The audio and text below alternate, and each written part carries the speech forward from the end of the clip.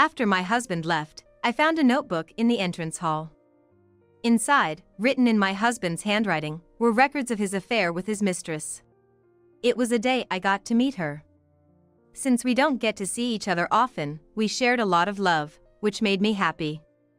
My wife has no clue, and that's laughable. I want to divorce soon and be with her, but there are many barriers making it difficult. Also, in the notebook, there was a photo of a woman holding a newborn baby, with my husband smiling broadly. A completed divorce form was tucked inside as well. I sighed at my husband's foolishness for boldly keeping evidence of his affair and his serious intentions towards his mistress. Since there were also numerous entries about him wanting to divorce me, I took photos of the notebook as evidence of the affair and put it back where it had fallen at the entrance. Got it. I'll do as you wish. I muttered to myself, gathered everything I needed, and left the house, heading to the mistress's house. My name is Mirabelle. My husband, Harry, is an engineer at an electrical equipment company. We married in our early 20s, but I'm turning 30 this year. The thought of the time I've spent with Harry growing longer fills me with emotion. Our life as a couple was just between the two of us, but a few years ago, my mother-in-law started to get deeply involved in my life. Kelly, my mother-in-law, suddenly fell ill and became in need of care. She's a good person who doesn't want to burden her only son, Harry, and his wife, me. As I get older, I knew there would come a time when I'd be a burden to my child, but I didn't think it would come so soon after I turned 60. I'm considering going into a facility because I don't want to be a burden. My father-in-law is already passed away, and Kelly has no one else to rely on but us. Harry and I discussed it and decided as a couple. I understand why Mom wants to hesitate, but realistically, your savings alone can't cover the cost of living in a facility permanently. I don't make that much money, and Mirabelle works part-time. It's tough to pay for the facility with our financial situation, so Mirabelle will take care of the caregiving. That's a lot to ask of Mirabelle, who's working hard herself. It's okay. Let me do what I can.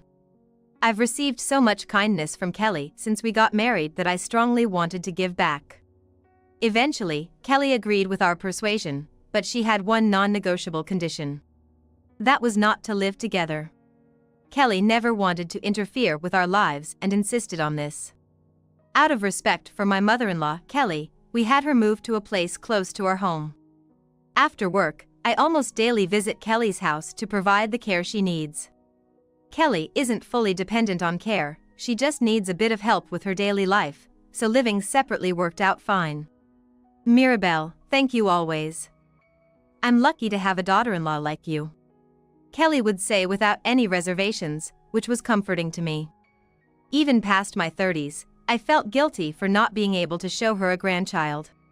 Harry is really busy, always on call for any electrical issues at work, so the caregiving mostly falls on me.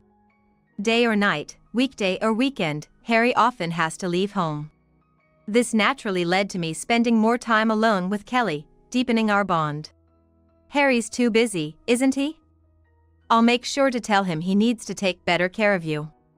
Kelly would say, offering me some comfort. It's lonely being the wife of a busy man. One day, I noticed Harry had forgotten the lunch. I wake up early to make it. I wanted him to have it, so I decided to deliver it to his office. When I arrived at his small office, I greeted the employees inside with saying sorry to interrupt. I had been a few times before here and met some colleagues. One of them, Harry's boss, looked startled upon seeing me. Why is Mirabelle here? Are you okay to be here now? He exclaimed loudly, causing the remaining colleagues, who knew I was Harry's wife, to look over in surprise.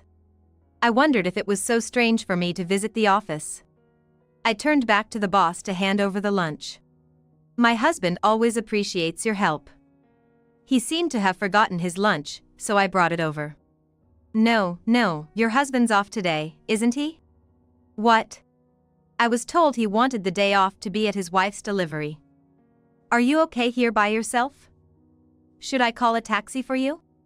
I was stunned by my boss's flustered reaction. I'm not pregnant, so there's no way I could be expecting a child. After all, Harry said he was going to work this morning. Yet, here he was, supposedly off work, and lying about attending his wife's delivery. Confused and touched by my boss's concern, I assured him everything was fine. Perhaps I was just mixed up, and went back to my car, head hung low. Harry always rushed off claiming sudden work, but was it really work? With these mounting doubts, I decided I couldn't continue our marriage feeling so distrustful. Searching online for advice, I learned that hiring a detective was the way to go. Without hesitation, I decided to hire someone to investigate Harry's behavior. A month later, I found a notebook at the entrance after he left. Flipping through it nonchalantly, I couldn't help but laugh. There was a photo of a woman holding a baby, with Harry smiling broadly, and a completed divorce form tucked inside. Harry's foolishness for openly keeping evidence of his affair and his serious intentions towards his mistress made me sigh.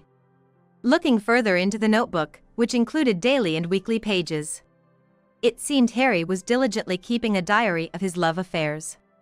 It was a day I got to see Allie. Since we rarely meet, we shared a lot of love, which made me happy. Mirabelle has no clue, and that's laughable. I want to divorce soon and be with Allie, but there are many barriers making it difficult. There were also several entires about his desire to divorce me, so I photographed the notebook as evidence of the affair and put it back where it had fallen at the entrance. Got it. I'll do as you wish. I muttered to myself, grabbed everything I needed, and left the house. I had already filled out the divorce papers I took from the notebook, and swiftly submitted them at the town hall, granting Harry his wish for a divorce. The next day, I stayed at a nearby hotel, looked for a new place, and continued my part-time job. As usual, my phone in my pocket kept ringing while I was at work. I couldn't answer during work, so I ignored it, but during my break, I saw the missed calls and decided to pick up. Of course, it was Harry. Hello, Mirabelle. What are you up to? I came home to find the house empty, so I was shocked. You didn't come home last night either, did something happen? Something did happen. You left your notebook at the entrance, remember? I saw what was inside and did exactly as you wished, get it? What? You went through it without permission? Well, you shouldn't leave such personal stuff lying around. I've filled out and submitted the divorce papers as you wanted, so good luck with Allie. Wait. Let's talk this over. This can't just end one-sidedly. Harry had a point, and I couldn't just let him move on happily with Allie. I agreed to his suggestion, and we decided to meet at a cafe a few days later. When I arrived at the cafe at the agreed time, Harry was already waiting. As I approached, Harry looked uneasy. Why is Mom here too? She said you've been troubling Mirabelle, so I want to hear everything. It saves the trouble of explaining everything twice, right? Indeed, I wasn't alone. Kelly, my mother-in-law, wasn't summoned by me. I had briefly informed her about the divorce and my gratitude for her past support. Furious, when Kelly heard I was called out by Harry, she insisted on coming along. Having Kelly on my side was reassuring. Especially since Harry, from his childhood to adulthood, has never been able to stand up to his mother. Feeling like I had the strongest ally on my side, I sat across from Harry at the cafe alongside Kelly and quickly pulled out a thick brown envelope from my bag. What's this? Well, I've been suspecting Harry of having an affair for about a month now. I had a detective look into it, and I just got the report a few days ago. He's been meeting her so often that the detectives didn't even struggle to find evidence. Silly of me to believe he was just busy with work. I laid out the affair evidence photos in front of a dumbfounded Harry. Ranging from pictures of him walking with Allie to him playing with a baby that is also Allie's. Looking at them, it's ironic how they look like a happy couple despite being in an affair. Kelly and I weren't the only ones watching. When I finished displaying the photos, Kelly slammed the table and shouted, What is this supposed to mean? Explain yourself. Faced with the decisive photos and stern Kelly, Harry seemed forced to confess. Allie, the woman I've been seeing, works in the office. The child is indeed mine. We've done a DNA test, there's no mistake. Harry, you seem to have been buying her quite expensive gifts. I thought you said you had no money. You told me you couldn't afford to put me in a facility because of financial issues. The evidence photos included several instances of Harry handing Allie designer bags. Kelly's question was valid, so I awaited his response, which came reluctantly but defiantly. Yeah, I was splurging on her. That's why I had no money. Why should I spend money on a wife and mother I don't even like? It makes more sense to spend it on the woman I love and my own child. You're truly the worst. What are you talking about? At least now Mom can see your grandchild. Mirabelle and I are divorced, so I'll bring Allie and the grandkid around openly. Look forward to holding him. You've really become the lowest of the low. To think you're my son, I'm ashamed. You're disowned. I don't even want to hold that grandchild. With those harsh words, Kelly stood up. As I sat there speechless, Kelly asked me, Mirabelle, would you come with me? I nodded and told Harry, you really are the worst. Goodbye. And left the cafe with Kelly. That night, I went to Allie's apartment where she lives. The afternoon's display of Harry's attitude had driven me to corner him completely, though I was torn because the child was innocent. Who is it? When I rang the intercom, Allie peeked out, still with the chain on the door. I introduced myself loudly from the bottom of my heart. Good evening. Sorry for dropping by so suddenly. I'm Harry's wife, or should I say, ex-wife now. Don't worry, we've divorced. I came to report that. Hey! Please don't shout. From behind a flustered Allie, a figure approached. My loud voice had clearly reached inside. Who's there? A guest? Ken. Behind Allie appeared her husband, Ken. From the detective's investigation, I knew Allie was married. He's the owner of an IT company and earns a significant income. It turned out that Harry and Allie were both having an affair. After the door closed and voices could be heard arguing inside, Ken opened the door. I'd like to hear the full story, please come in. Considering the sensitive nature of our conversation, he invited me inside, and we began to talk across the dining table. Ken was serious, and next to him, Allie was pale and trembling. I heard, but is it true that you're Allie's lover's wife? Yes, that's correct. I have proof. I spread out the same evidence I had shown to Harry earlier on the dining table, and Allie quickly gathered them up, covering them with both hands. Stop! Don't look! Then, she burst into tears and clung to Ken. Wait, Ken! Please, it's not what it looks like. I don't want a divorce. Really, Allie, you are quite selfish. You were pressing Harry to divorce, but you don't want to divorce yourself? I didn't say I wanted a divorce. Don't make things up. I'm not making it up. Harry likes to keep a diary.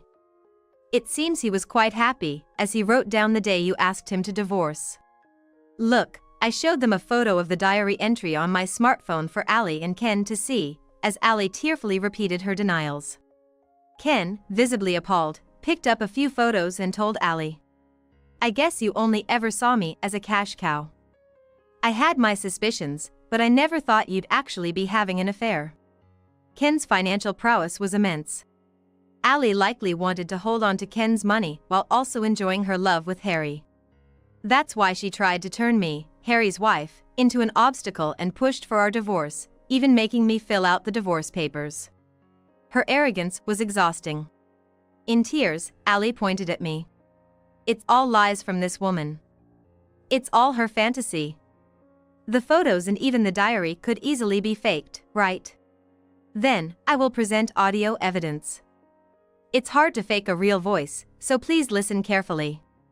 I said coldly, launching the recording app on my smartphone and hitting play. What played was Harry's confession from earlier that day. I had recorded our conversation. Allie, the office clerk from my company, is my affair partner. This child is definitely mine. We've done a DNA test, so there's no mistake. The moment that part was heard, Ken, who had been relatively calm up to that point, stood up with such force that he knocked his chair over and confronted Ali. You mean to tell me that child isn't mine? I never thought I'd be deceived to this extent. It's a lie. That child is Ken's. I always told you how much the baby looks like you. Ali protested. Every time you said that, I thought the baby didn't really look much like me. The man in the photo, Harry, was it? Now that you mention it, doesn't the kid look just like him? To think I was deceived even about my own child, there's no way I can forgive this. It really is Ken's child. Believe me. Your lover even did a DNA test. There's no reason for that man to lie in this situation, but there are plenty of reasons for Ali to lie. You just don't want to let go of me as your wallet, huh? You'll need plenty of money to raise a child. Good luck with that. No, please. Don't talk about divorce. I love only you, Ken. You can still say that in front of this evidence. That's disgusting.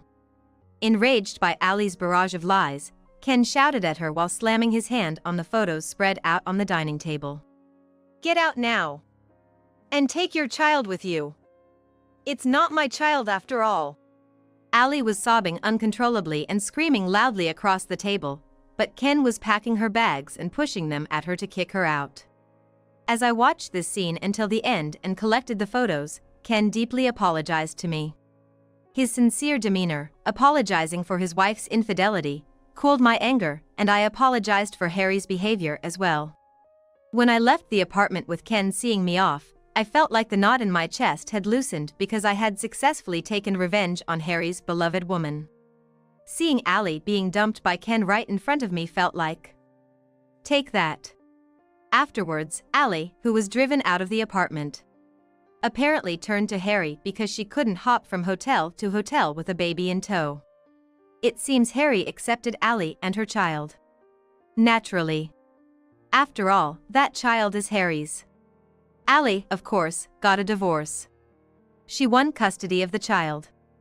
I thought Harry and Ali were going to build a happy family, but for two people who had destroyed two families, happiness didn't come that easily. Harry continued to work as usual at the company for a while, but his boss and colleagues knew about his affair with Ali. Facing increasing cold stares and whispers behind his back after their divorce, Harry couldn't bear the hostile atmosphere and decided to voluntarily quit his job. Unable to find new employment, he isolated himself at home. As a result, Ali had to change jobs to earn enough money to cover their living expenses and child support. Switching from office work, Ali decided to work at a nightclub to make enough money. For Ali, who had relied on Ken to get by, working must be tough. Harry and Ali live a life full of arguments, building a family that is hard to call happy. I heard all about it in detail from Kelly, who was my mother-in-law. Harry never turned to me, but he did seem to depend on his mother, Kelly, even after the divorce, reaching out for help. But Kelly is a stubborn one. We talked about cutting ties, didn't we? I don't have the conscience to take care of a despicable son like you. Clean up your own mess. She sharply told him off and sent him away. As for now, Kelly is in a care facility that I'm paying for. She was quite hesitant, but I pushed hard and she agreed. To me, Kelly has always been more family than Harry ever was. Now, I visit Kelly every day after work. She's always pleased that she doesn't have to feel lonely. Though I'm truly appalled by my foolish son, I must be grateful he introduced me to Mirabelle. She often says cheerfully. Kelly, who has become friendly with other residents in the facility, has arranged for me to have a casual meetup with a grandson of one of her friends. Her friend is kind, and the grandson seemed like a fine young man from the photos I saw. It's not a formal matchmaking session, just the two of us enjoying tea together. I'm hoping this meeting might mark the start of a new chapter in my life,